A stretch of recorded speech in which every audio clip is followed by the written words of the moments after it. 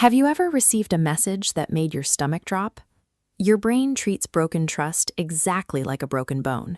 It tricks you with dopamine to make payback feel irresistible, but you can ultimately rewire the system. Think of your mind as a cozy room, and your brain as a well-meaning but overprotective roommate who handles the security. A tuned biological defense mechanism. It's a survival tool that has been part of the human experience since the very beginning. Deep inside your brain is a social alarm center. In early human history, survival meant staying with the tribe, and being kicked out was a death sentence. To prevent that, your brain wired your social feelings directly into the same circuitry that handles physical injuries. To this alarm, a deep betrayal feels as urgent as a broken leg. Once that alarm goes off, your brain sends a signal to a command center that floods your body with cortisol. This is emergency stress fuel. It pumps up your heart rate and tightens your muscles to prepare you for a physical fight. This chart shows the chemical crisis that follows a betrayal. The top line represents your natural painkillers, the chemicals that keep you feeling calm and connected. When you feel rejected, those painkillers plummet. At the exact same second, that bottom line, your stress fuel, spikes upward. Notice how the painkiller line splits at the end. Some people are born with a genetic variation that acts like a sensitivity dial. It naturally lowers their baseline level of painkillers, meaning a social slight can feel like an absolute catastrophe. This creates a state of internal emergency.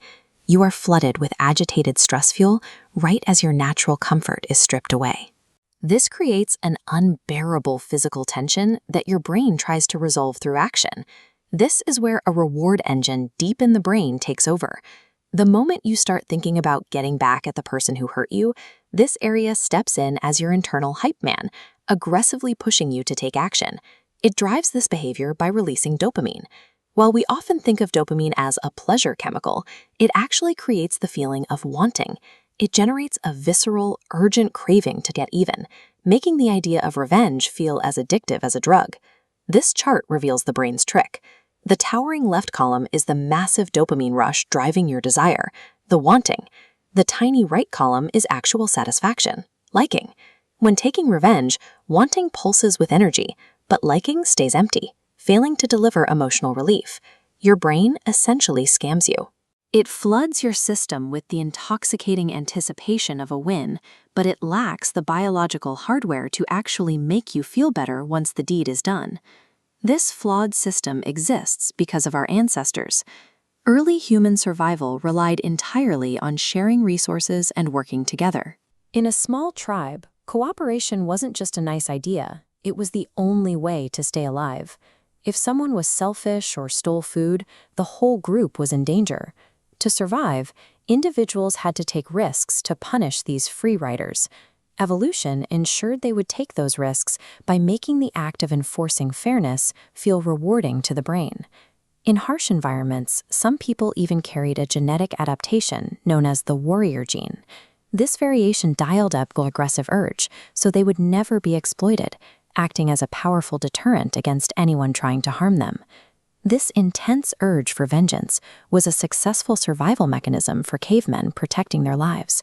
However, using that same explosive hardware to handle a modern social slight or a mean comment results in a massive biological overreaction. When we face a betrayal today, we often replay the painful memory over and over. This is called rumination. Each time you relive the event, you reactivate those stress chemicals, trapping your brain in a toxic loop. Replaying the hurt eventually wears down the brain's ability to turn off the stress response. This leaves your fear center stuck in the on position, treating a past insult as if it's a current, ongoing threat to your safety. This chart shows the physical toll of this state. Rumination keeps your fear center active, which constantly releases cortisol. As this cycle repeats, watch a gauge in the center. This steady stream of stress fuel causes systemic inflammation to tick into the danger zone, which can eventually lead to heart disease and a weakened immune system.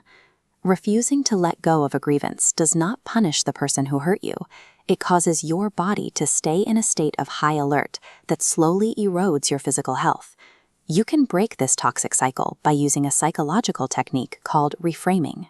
By choosing to see a person's bad behavior as a reflection of their own struggles or ignorance, you engage your brain's executive center.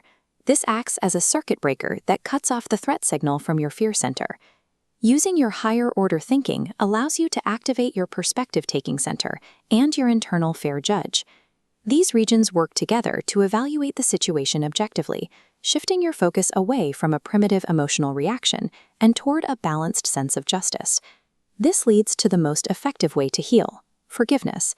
When you forgive, you use a specific hub in the brain to step into the other person's shoes. This sends a powerful stop signal to your fear center, which applies the brakes to the emotional record of the event, and finally allows your stress systems to return to a healthy baseline. What questions do you have about the science of behavior? Let us know in the comments below, and please subscribe to the channel. Remember, you have the neurobiological capacity to transcend your ancient impulses and choose peace.